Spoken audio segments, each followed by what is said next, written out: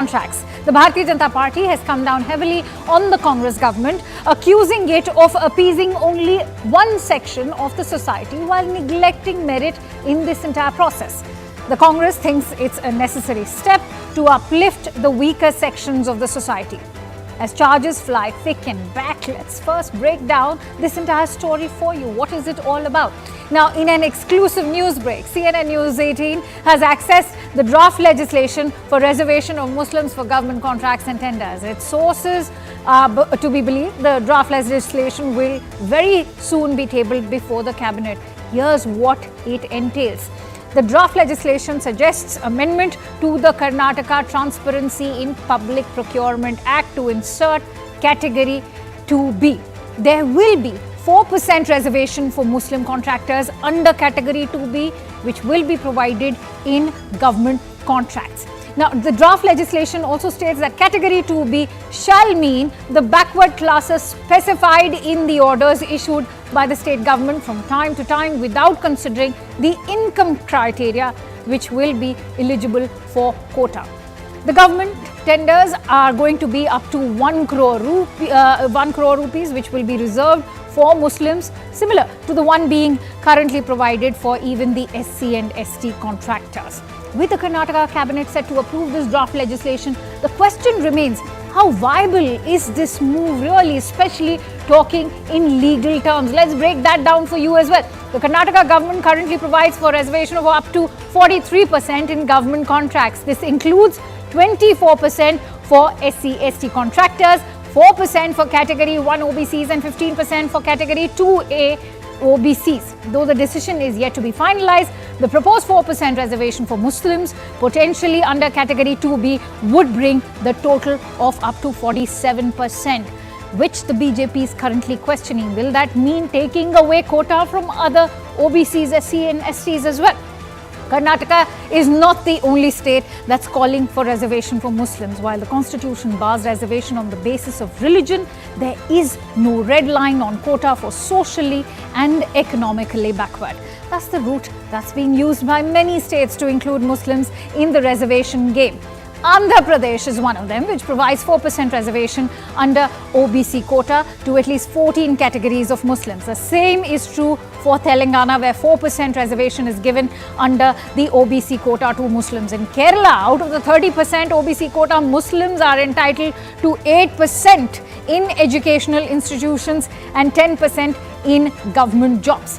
Let's look at Tamil Nadu, which has in place a reservation of 3.5% for Muslims based on their social and educational backwardness. So will Karnataka also be following suit as Karnataka readies to join the bandwagon? Will the Muslim quota proposition pass the legal test? We'll be posing that to our guests in just a bit.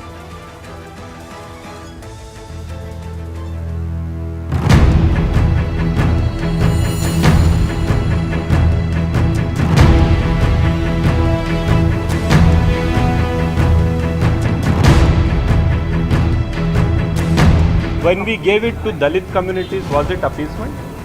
When we give it to backward classes, was it appeasement? Likewise, giving it to minorities is also not appeasement. Bharatiya Janata Party, we are going to oppose this move of state government, which is nothing but appeasement politics.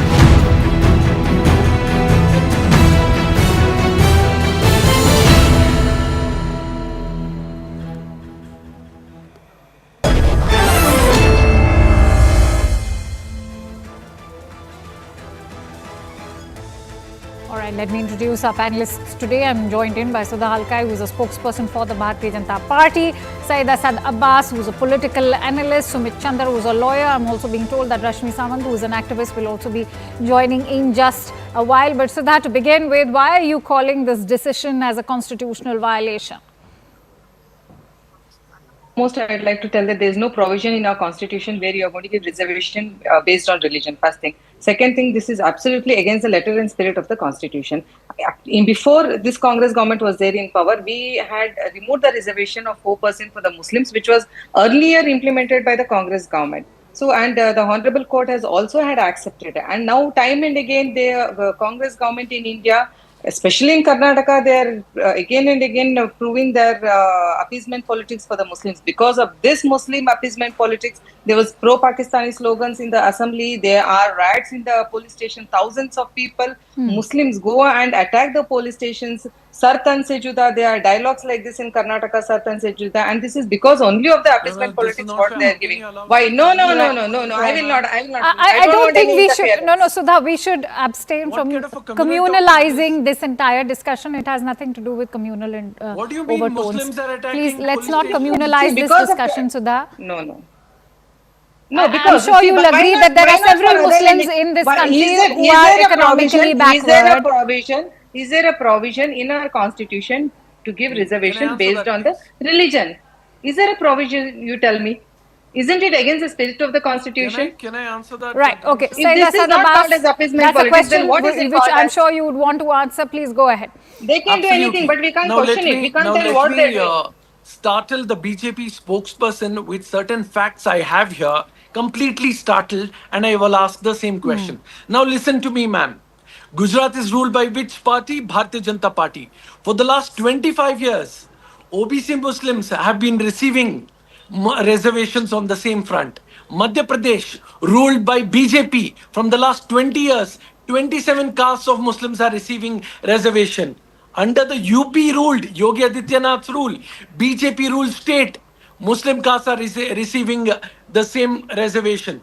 Assam, Manipur are also receiving. Ma'am, when Bharatiya Janata Party is able to do this, it is not appeasement.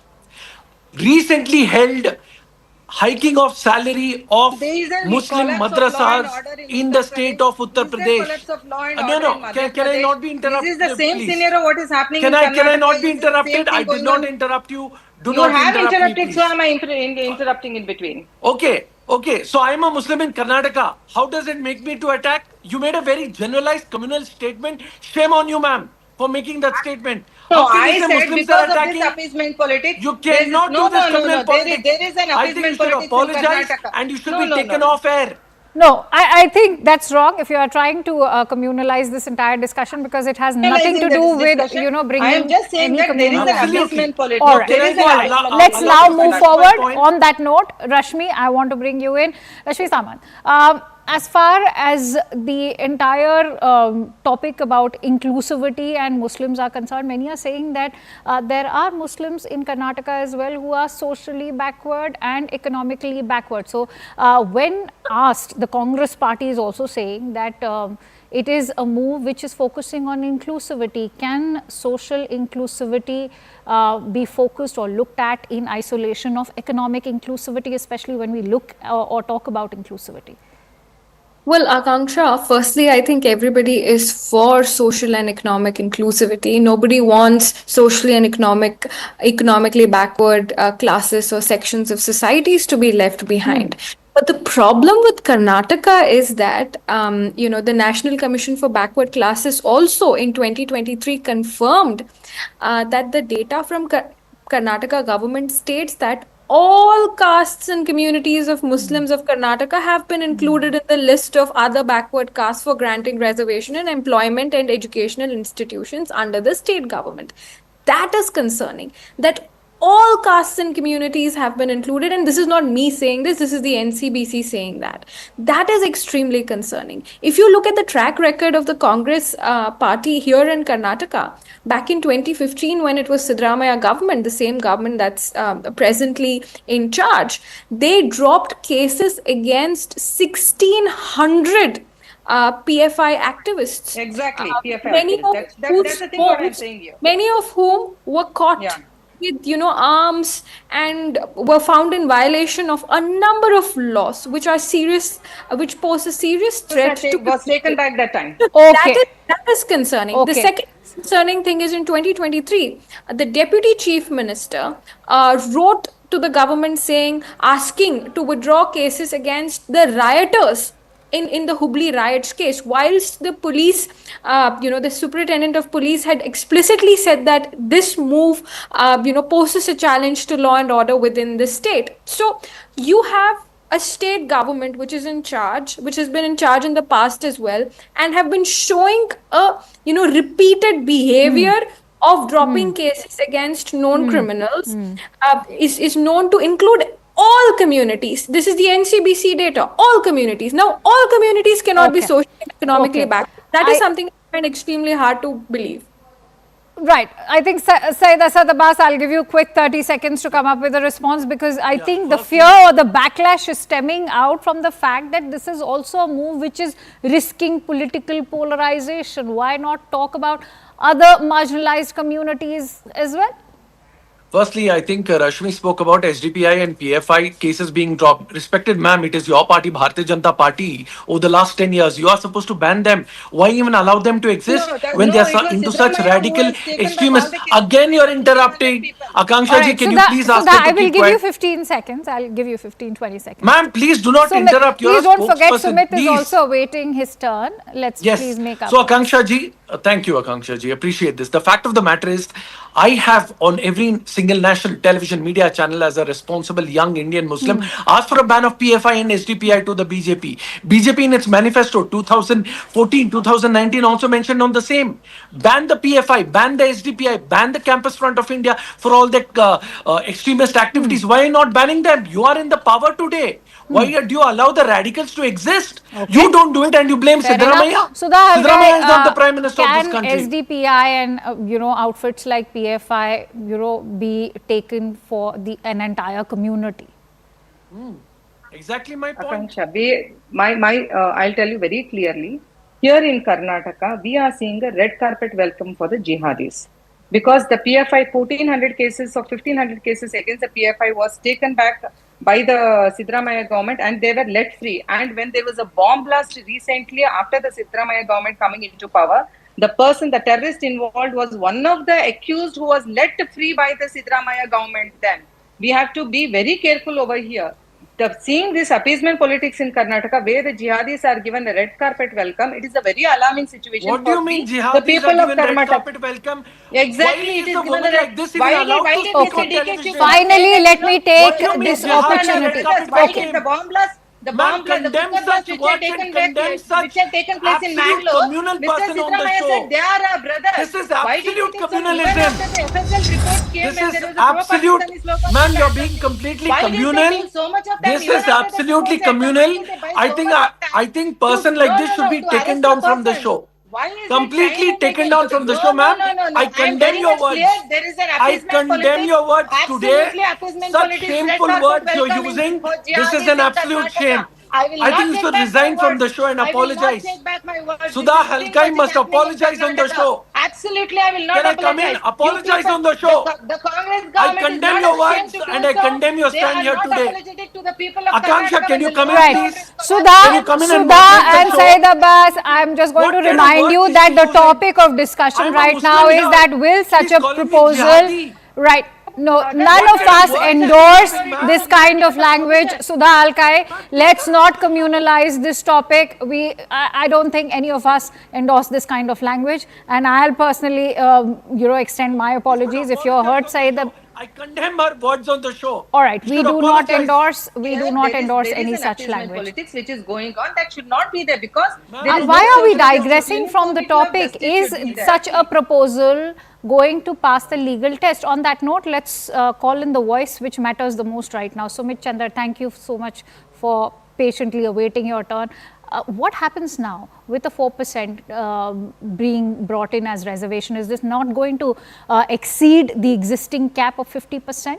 And is that unconstitutional? Yes, Akanksha very validly put. See, we are at a stage today where a bill is being introduced. There will be a stage after the bill is introduced, before it is passed or after it is passed. A case can come up before the Supreme Court, where the Supreme Court will then decide the constitutional validity of the same. But now, let us first understand what does the Constitution say about this. Article 16(1) and 2 of the Constitution very clearly says that no citizen shall on the grounds of religion, race, caste, sex, and so on and so forth, will be ineligible or be discriminated against with respect to any employment or office under the state. So that's very well settled in the Constitution. However, Supreme Court in Trilokinath Tiku case had also further mentioned that if these two clauses, that's clause 1 and 2 of the Article 16, if it is taken too seriously and enforced very strictly by the word, then instead of giving equal or equality and equal opportunity to citizens, it might actually lead to glaring inequalities. So that is where the article section 14 comes up of Article 16 of the Constitution, which clearly says in the part 4 of it, it says that nothing in this article shall prevent the state from making any provision for the reservation of the appointments to the post in favor of any backward class or citizens, which in the opinion of the state, now that is important, which in the opinion of the state is not adequately represented in the services. So what I understand is that here this government has now categorized this a certain segment of society into converting them into Article 16(4) of the Constitution, and taking help of that is now introducing this bill. But that bill still has to prove itself on the floor and then before the Supreme Court, testing the constitutional validity of the same. Long way to go for this bill to become enforceable. Rashmi Sawant, how does that now speak of the Congress party? In fact, I was speaking to Nasir Hussain just a while ago, and he maintained that this 4% reservation will also include the SC, STs and even the OBCs. Is that now becoming a blatant lie after what Sumit has just said?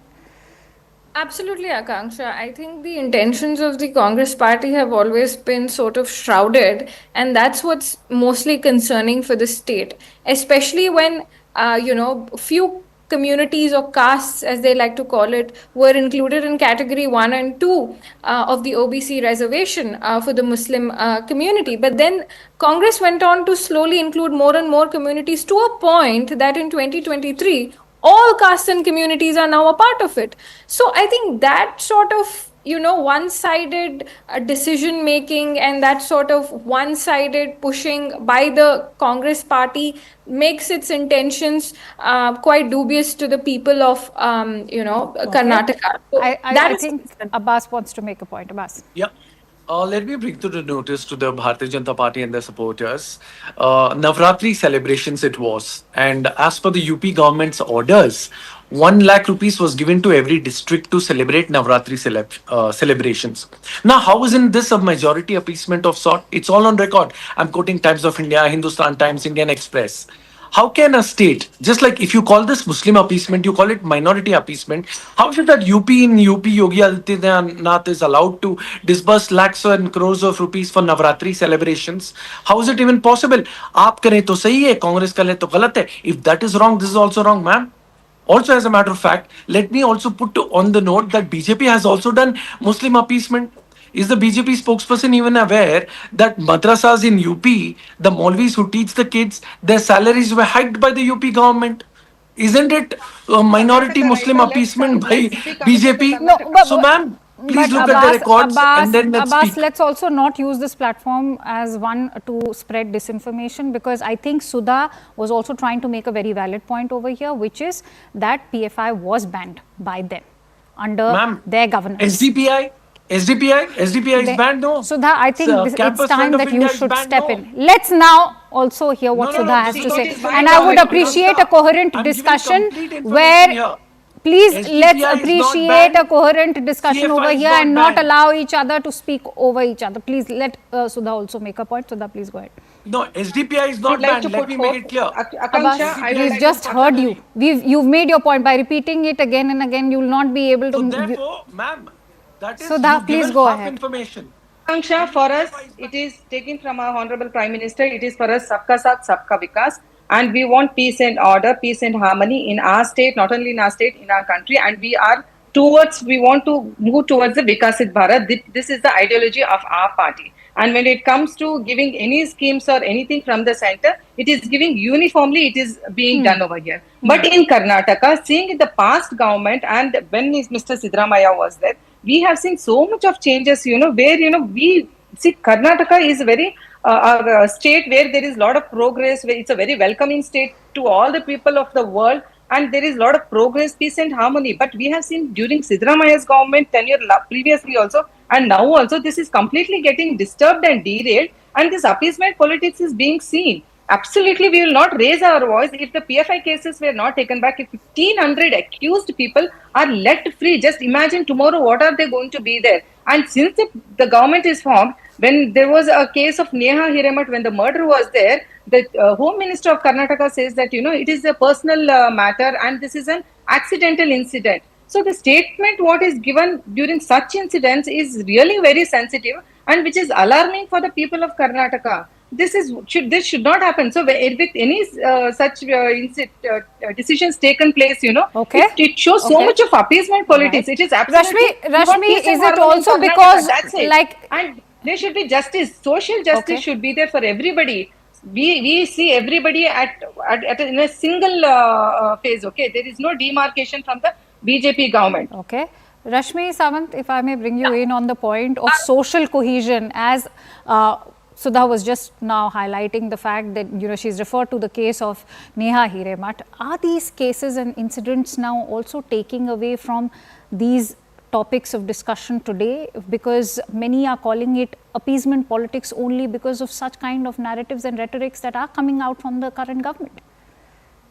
Not at all, Akanksha. I think there's a deeper reason why all of this is being said. I think it also goes back to, the very banning of organizations. PFI was banned, and so were their workers arrested.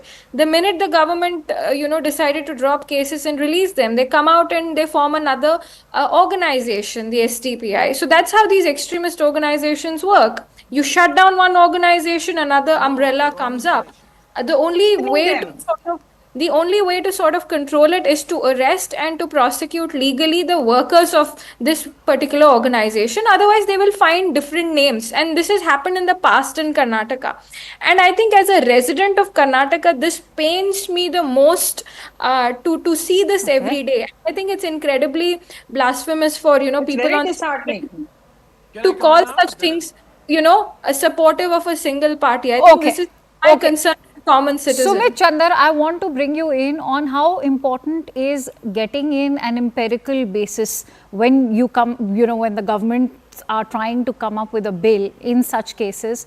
You do not have, a green signal coming in from the Karnataka Backward Classes Commission over here. Is it not important to get that backing from the Backward Classes Commission of Karnataka as well? It is in fact, that question I would say is relative. It is obviously important. It is always good to keep the relevant No, because the Congress has been maintaining that this has empirical basis, and I'm wondering how does it? No, see why this law was made, or even in various Supreme Court judgments. Now, if you look at it, we are in a country where there are very different strata of the society, ranging from very sophisticated people to backward people. The concept of equality actually might drive the latter to the wall. Where do these people go? Their condition, in fact, can become worse than what it is if, in order to give a real opportunity to them to compete with the better placed people, if we keep talking about equality, you might actually end up harming them. And that is the reason why the Constitution also, while making Article 16, had included sub-clauses 3 and 4. So you need to see things at a very overall picture, not just restrict ourselves to a certain way of things. In Karnataka, it is the politicians who need to actually take a call, decide what the people need. End of the day, the idea is to achieve equality. How you achieve it is for a respective government to do their research, do their study, and make a call onto it. Okay, I think Abbas wants to make a point over there. Yeah, I think there is a wrong information on the show from Rashmi Samant. PFI was not banned and SDPI was started. Popular Front of India, Socialist Democratic Party of India, Campus Front of India, all have been one since existence. So how since would you time respond immemorial. to that?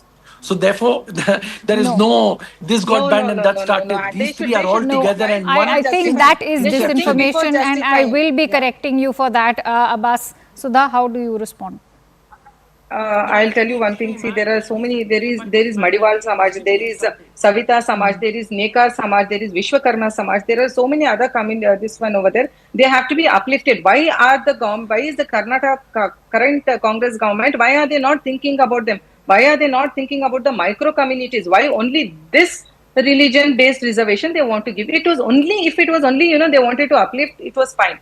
We are still happy with it. But it is not the case, Akanksha. It is at the same time they are giving a red carpet welcome to all the jihadis. And time and again, I will not hesitate to tell that this government has been doing so, and it is very much wrong in doing Okay, so. no, This no, is I'm not caused going to by have Bangladesh. you Being a screaming, Muslim is Abbas. jihadi? No, Abbas, I'm What not going kind to of have language is anybody. this? Nobody is calling I'm a you a Muslim. jihadi. Let's Reservation has please got nothing to do maintain with it. decorum The thing over I is, have here. respect for So, people and the national all right, I'm appeasement for afraid the I'll have to Congress leave it at that. government Many is thanks. doing is very much This wrong. is What I think. condemnable.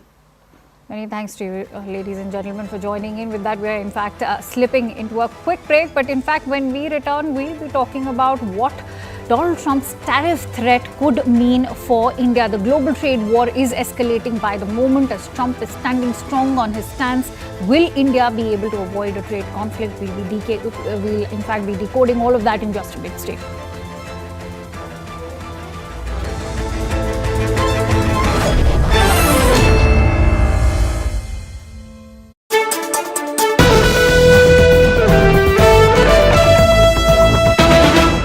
I'm also working tirelessly to end the savage conflict in Ukraine. Millions of Ukrainians and Russians have been needlessly killed or wounded in this horrific and brutal conflict with no end in sight. The United States has sent hundreds of billions of dollars to support Ukraine's defense with no security, with no anything.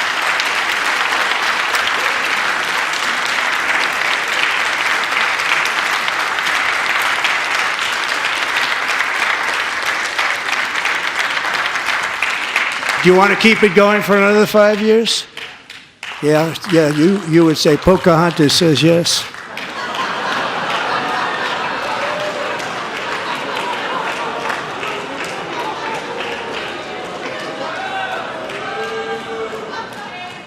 $2,000 people are being killed every single week.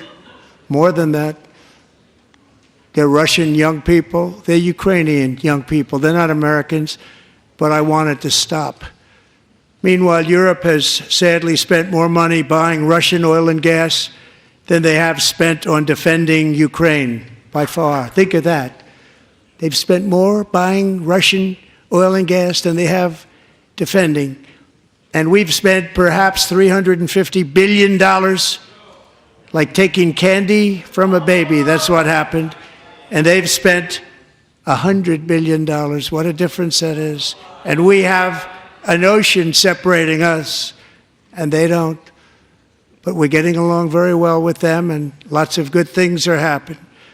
Biden has authorized more money in this fight than Europe has spent by billions and billions of dollars. It's hard to believe that they wouldn't have stopped it and said at some point, come on, let's equalize. You got to be equal to us. But that didn't happen. Earlier today, I received an important letter from President Zelensky of Ukraine.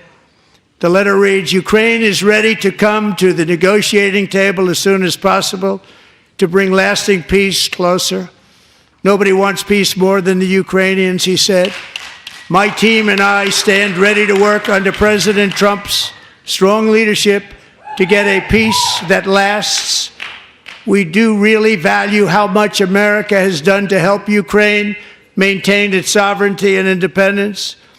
Regarding the agreement on minerals and security, Ukraine is ready to sign it at any time that is convenient for you. I appreciate that he sent this letter, just got it a little while ago.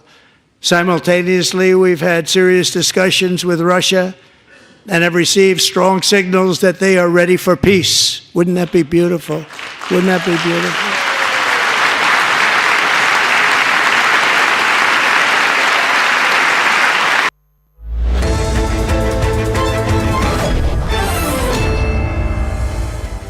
Welcome back. US President Donald Trump has reiterated his threat of reciprocal tariffs against India at a time when Union Commerce Minister Piyush Goyal is visiting the United States for talks with USTR Jameson Greer and Secretary of Commerce Howard Lutnick. The focus of this visit is to negotiate the bilateral trade agreement which both United States and India have committed to. Trump once again has said that India levies more than 100% tariffs on imported US cars, and this is unfair. While India has agreed to reduce tariffs for companies like Tesla from 100% to 15%, this is subject to a guarantee that the company will commit to manufacturing in India. That is becoming the bone of contention, because this is not in line with Trump's Make in America vision, and the United States officials will push for significant duty reductions for American automobiles without any commitment to Make in India. It's important to know that currently no American cars are sold in India. Ford is considering a comeback and may utilize its existing plant in Tamil Nadu to start manufacturing again. Tesla is likely to launch in the Indian market this year and may prefer to just import cars from Berlin initially rather than commit to manufacturing immediately. This is where India will have to be careful, as there's a big pushback from domestic players against any blanket concessions for Tesla, and also any duty cuts we give to American cars will also have to apply to UK and EU under the proposed FTAs. India has already reduced duties on cars costing above $40,000 from 100% to 70%, and on motorcycles under 1600cc from 50% to 40%, and motorcycles over 1600cc from 50% to 30% in the union budget. The conversation on auto tariffs will be a difficult one. India is hoping to strike a deal with the United States on the trade agreement soon in order to avoid reciprocal tariffs from the 2nd of April. According to experts, India can offer significant duty concessions to America on items like blueberries, pecan nuts, blue cheese. In automobiles, experts believe the Indian market for motorcycles above 600cc is very small, and further duty reductions for motorcycles like Harley-Davidson, which start at almost $11,000 in the United States, may not hurt the Indian industry. India will defend its interests on items like apples, walnuts, and dairy. On agriculture imports from India, experts do not believe that US tariffs on Indian agri-exports will have much impact, as India exports a mere $4 million worth of agri-products to US. India's strategy would be to first offer duty concessions in areas where India does not have a big market, and then see if the threat of reciprocal tariffs can be avoided. So here's why Donald Trump should not be worried about India, a country that's not a tariff king as is being touted. The high tariffs on items like whiskey and cars are not unique. High tariffs are also imposed by the United States on dairy, which is 188%, and cereals 193%. India's average tariff is 17%, that is lower than many others. India's tariffs are in accordance with global pattern, while with some countries like Japan, the tariffs are at 457%, and Korea being at 887%, something that Donald Trump even highlighted. The strategy to nurture domestic industries is not new, and it is followed globally. And so when it comes to Donald Trump's tariff war, and Trump citing Indian tariffs again, can India avoid this trade conflict? That's a question we'll be weighing in on.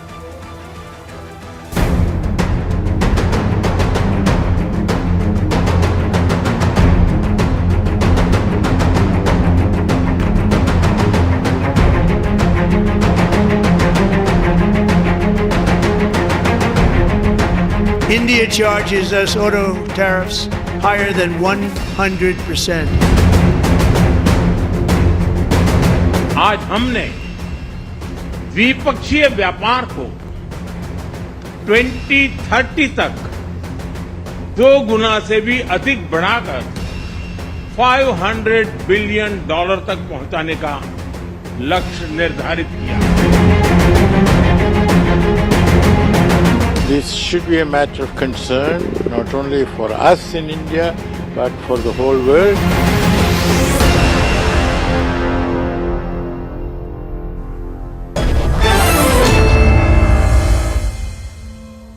On that note, let's quickly bring in our guest today. I'm in fact joined in by Ambassador Harsh Shringla, who's joining us live on the broadcast. Sir, thank you so much for joining in. Let me in fact begin by asking how do you assess the global impact of these tariffs, and will this actually mean America first, given that many economists are saying that the tariffs will also cripple the US economy?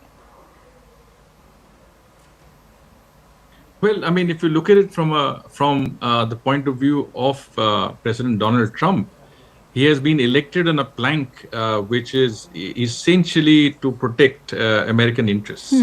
And what he's saying is that, he wants a parity in tariffs between the United States and those who trade with the United States. Now, many countries like ourselves would say that this is born out of the WTO system, where there is a sort of a differential tariff structure created for developing countries and developed countries. And so there is a difference in the tariff structures because we need certain level of concessions as a developing country. Trump doesn't believe in that. Trump says that every country must be equal and there must be equal treatment in terms of tariffs. So that's where he's coming from. As to the impact it will have in the United States, yes, of course, there would be a sort of temporary adverse impact in the sense that he has raised tariffs on China, Mexico, Canada. These three countries account for 65% of US's total imports. And when you raise tariffs by 25 to 40% on these countries, as he has done, it would have an impact on the prices of the imports that you make from these countries, which are in retail outlets, which people are buying. And so there will be an impact on the consumer. So that's for sure. But it may be a temporary impact. That is what I think he is counting on, that because of the increased tariffs, countries will come around faster to making a deal that is more equitable from the United States' point of view. Ambassador, should India come up with retaliatory tariffs like Canada has and China, or is there scope for India to turn these tariffs into a blessing in disguise? You see, the agreement that was there when Prime Minister Modi visited the United States was to conclude a mutually beneficial multi-sectoral free trade agreement, at least the first tranche of that, by September this year. Both sides, have started, talking about and negotiating that particular agreement. As you know, Commerce and Industry Minister Shri Piyush Goyal is right now in Washington, D.C. with his team discussing this issue. But Trump has come out with a possible, preemptive, reciprocal tariffs as early as in April. That is what he says, and that's what he said in the joint in his address to the joint session of the U.S. Congress. If he does come out with that, I think it is incumbent on us to also, retaliate with reciprocal tariffs that he has imposed on us. We don't know what tariffs he will impose, whether they will be across the board, or whether they will be on a certain number of items on our export list, or whether he'll impose them at all. Nothing is clear.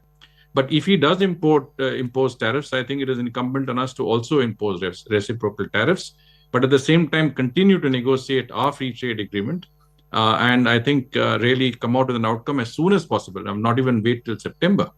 And my own view is that this gives us an opportunity not only to restructure the entire tariff regime that we have, but also the entire economic system that makes it possible for us to be part of the global value chains, to seamlessly import and export products based on our tariff structure, and to be able to make our industry more competitive and efficient. I think this gives us a unique opportunity which we haven't had since 1991 when we undertook a structural adjustment program.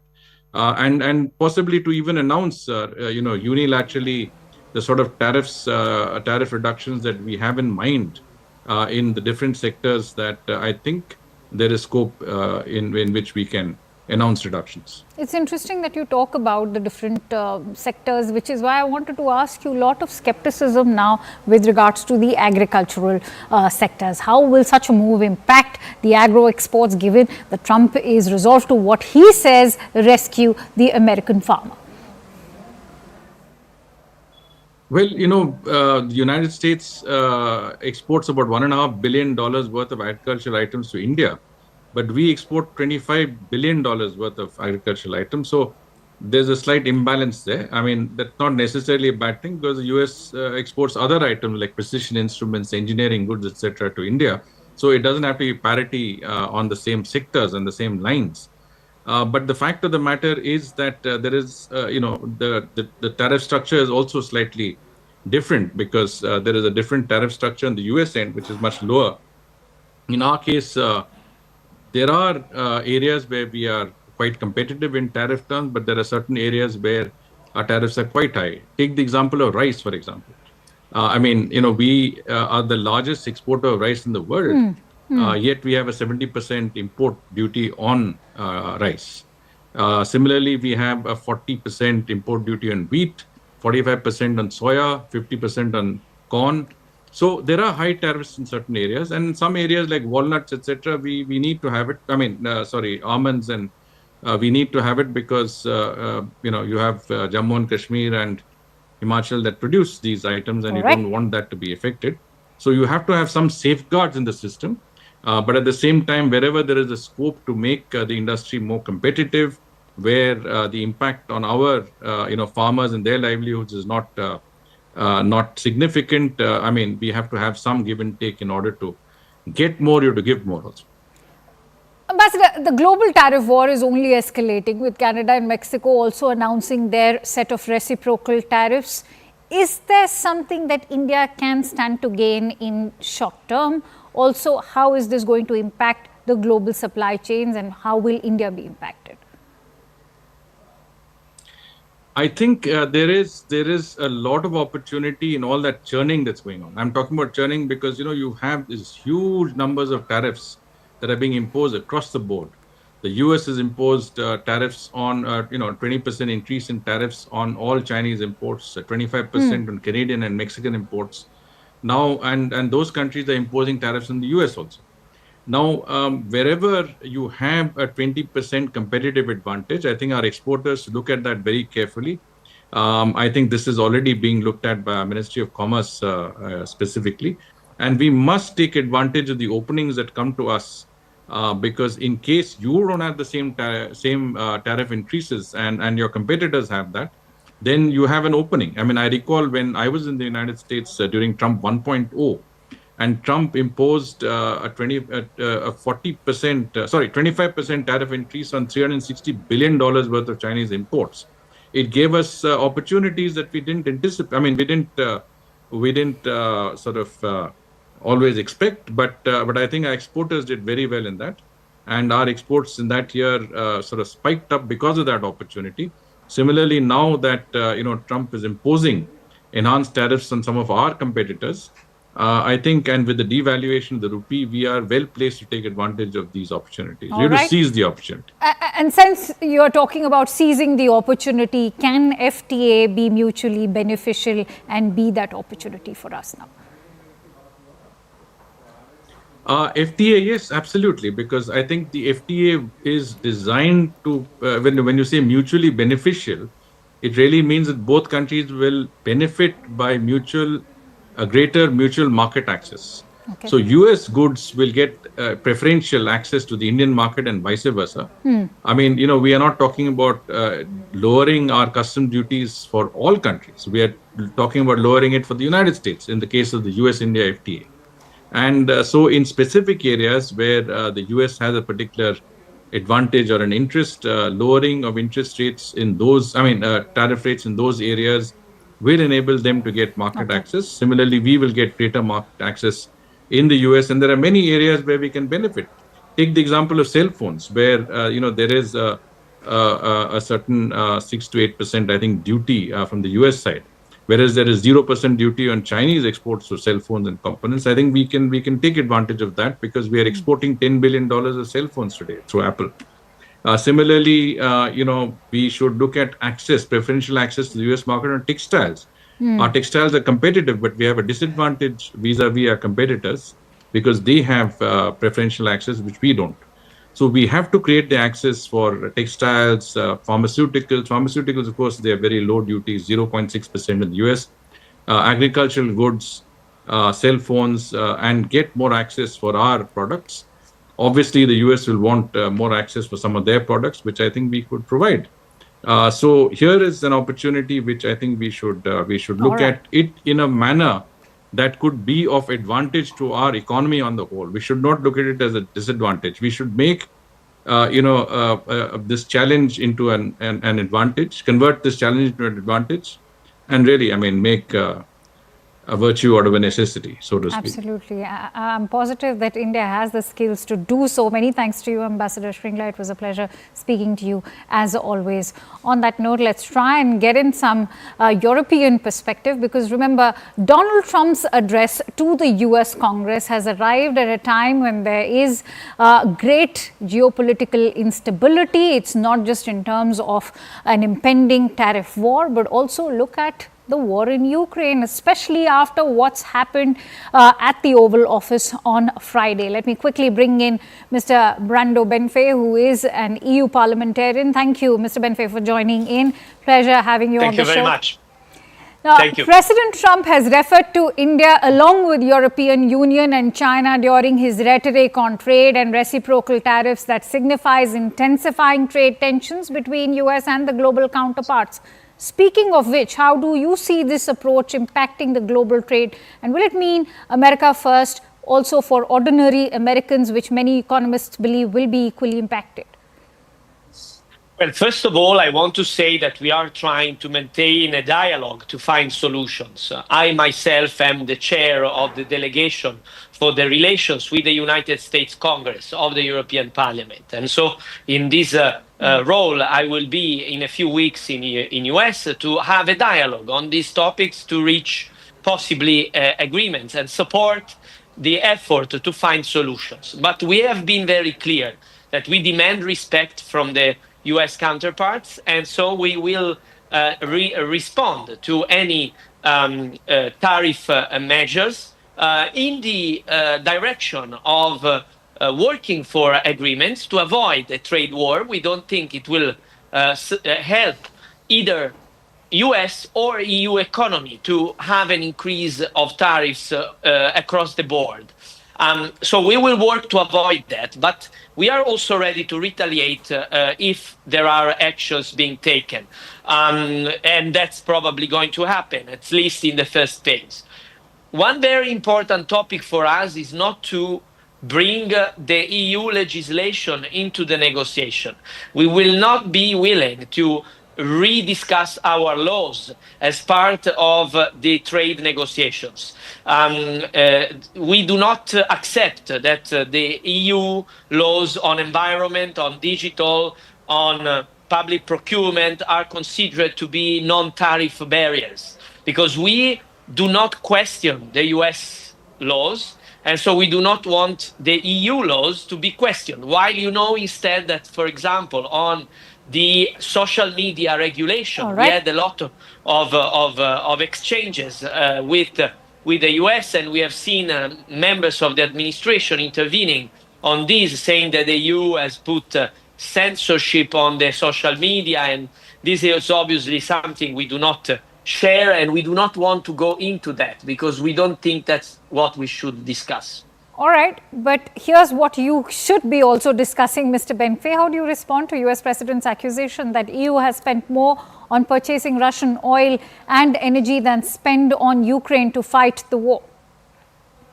Yeah, that's something that was said during the speech today in the Congress. Yeah, exactly. But we have to say, unfortunately, it's absolutely false. And you cannot say that it's not true. Like it was not true when Macron was at the Oval Office with Mr. Trump, and Mr. Trump said that the EU was giving money that would be given back by Ukraine, while United States have given money that would not get back. These are simply not true statements. And also about Russian gas and oils, it's been a quite clear policy of the EU to stop that kind of energy provision exactly when the war started. And in fact, now the liquefied natural gas from the United States is an important source for EU of gas. And I'm sure that on energy and on defense and on trade balance, we are willing to negotiate. What we are not willing to accept is that US dismantles a global alliance between the EU and the US on Right. security and on working on our common interests. But when We it comes think to we the can military find aid to solutions. Ukraine, I'm sure, Mr. Benfe, you would agree that it's also coming from a space where the US president is also taking advantage of the fact that now you're confronted with the reality where EU's own defense spendings now are almost compelled into being increased. Yes, in fact, this is a very important discussion that we should not get wrong. We are discussing this in the European Parliament exactly in these hours. I just come from a meeting about that because we need to increase security and defense spending, but we need to be sure how we do it. Because today we have 27 systems of the 27 member states of the European Union that are also prone to waste of money, to duplication, to not a very efficient use of the money. Consider that today the spending of the 27 is already more than the spending of Russia and more than the spending of China. But both Russia and maybe China also are more able to project power and deterrence than the EU, because our spending is fragmented. So now it's important that we do not just increase the member states' defense spending, but we build more common European defense. This is what we are discussing now. Okay. So more public procurement at EU level, more sharing of technologies, more common investment, because otherwise we just add up to the national defense, which will not be efficient. It would end up in buying more weapons from the US rather than developing our own strategic Since you're autonomy. talking about a common unified spending for EU, how do you weigh in on Trump's seismic foreign policy shift, which is bestowing greater importance on President Putin than Zelensky? Can EU salvage this situation or the tectonic foreign policy shift? Well, we need to find a balance. We need to maintain a strong support to Ukraine because we want to be sure that Ukraine front doesn't collapse, that Ukraine is in place to reach agreements, but you need Ukraine to be there to have an agreement, not Ukraine in shambles. And I'm sure that also the US, many voices in the US, also in the Congress, will push for a reasonable approach that will guarantee security for the Western alliances. And I think, if I may, as I'm in this context today, it's important also that we engage India. India is a very important power in bringing stability. And it was important that the European Commission was in India altogether just last week with President von der Leyen and the other commissioners. And the parliament itself, I will also be part of that, will come to India after the summer for another big mission because we need to strengthen our partnership. It's very interesting that you talk about the EU president's visit, and that's why I want to ask you that amid this tariff war, can EU and India both explore greener pastures and perhaps look at it as a blessing in disguise and diversify their bilateral relationship in terms of trade and investment? Well, as I said, we think that the trade war with US should never escalate, should never actually start. So we will work to avoid that. But at the same time, diversification of trade and increasing free trade between important areas of the world, like with India, is very important. We want to support more opening of our markets in a reciprocal way, and we are going to work in this direction. Lastly, I want to ask you, Mr. Benfe, with Russia pivot, do you believe that Donald Trump is actually committed to strengthening the NATO alliance, a time-tested NATO ally that regarded any attack on NATO as an attack on the United States? And that's what Harry Truman said back in 1949. Well, I want to be very clear. If we don't respect this principle, NATO is finished. And I think instead that NATO is an important military alliance for the security interests of both US and EU. And so I think it should be maintained as an alliance where there is reciprocal assistance under the Article 5 of the North Atlantic Treaty. So this is something where clarity is absolutely fundamental, and I think we will demand clarity on that also as we approach further commitment on NATO defense spending as an EU bloc. With Russia in a position of advantage, how do you think that Moscow is now going to toe this in their next step, and what will this mean for the war in Ukraine? Well, I think it's important that we try to start a dialogue to reach agreements, but until today, Putin has proven not credible, not trustable. So I think that the US will convene that it's important to try to find solutions, but we also need to maintain our strengths and our positions. I'm sure that in fact, what we have seen in these last weeks it's not going to bring very good results. Right. And so US will also maintain a more balanced approach. I'm quite optimistic. And lastly, I want to refer to the letter by the Ukrainian president, something that Donald Trump alluded to during his address to the US Congress. Does that now mean that he is reconsidering what happened as far as that confrontation at the Oval Office is concerned, and how much of a role has EU played in bringing in that change? Well, we have been pushing through our leaders to restart a dialogue between Ukraine and US with the EU as part of this discussion, because we think it's important that there is no breaking, and that discussion at the Oval Office was quite disgraceful. But we think that the agreements also on the future of the country in terms of economic relations is important. This is something that also EU has been discussing with Ukraine. And so it's important that also Ukraine and US develop agreements like the ones we are doing as EU. We need to find a balance also on that. Let's hope that the mineral deal with Ukraine actually helps to bring in that much needed peace in the continent. Many thanks to you, Mr. Benfei. Truly appreciate your time. And with that, it's a wrap from my end. Thank you so much for watching Plain Speak. Up next is The Right Stand with Anand Narasimhan.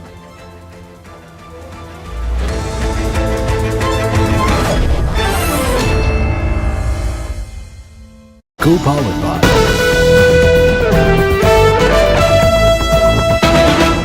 I'm also working tirelessly to end the savage conflict in Ukraine. Millions of Ukrainians and Russians have been needlessly killed or wounded in this horrific and brutal conflict with no end in sight. The United States has sent hundreds of billions of dollars to support Ukraine's defense with no security, with no anything.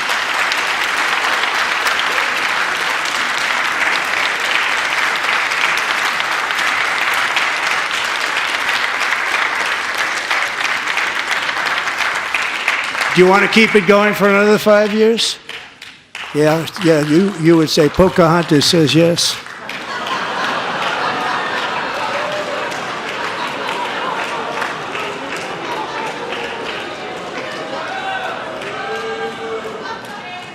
$2,000 people are being killed every single week. More than that. They're Russian young people. They're Ukrainian young people. They're not Americans. But I want it to stop.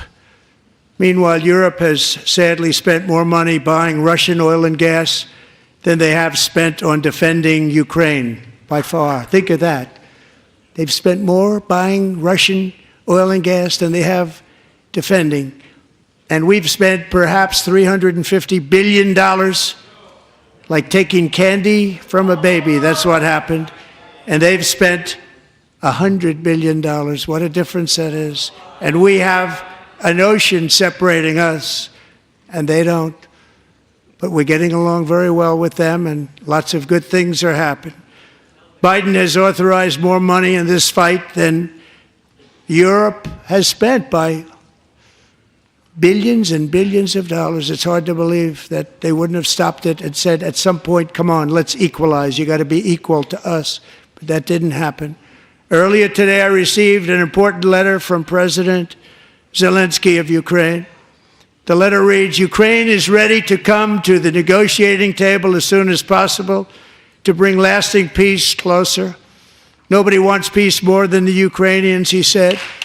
My team and I stand ready to work under President Trump's strong leadership to get a peace.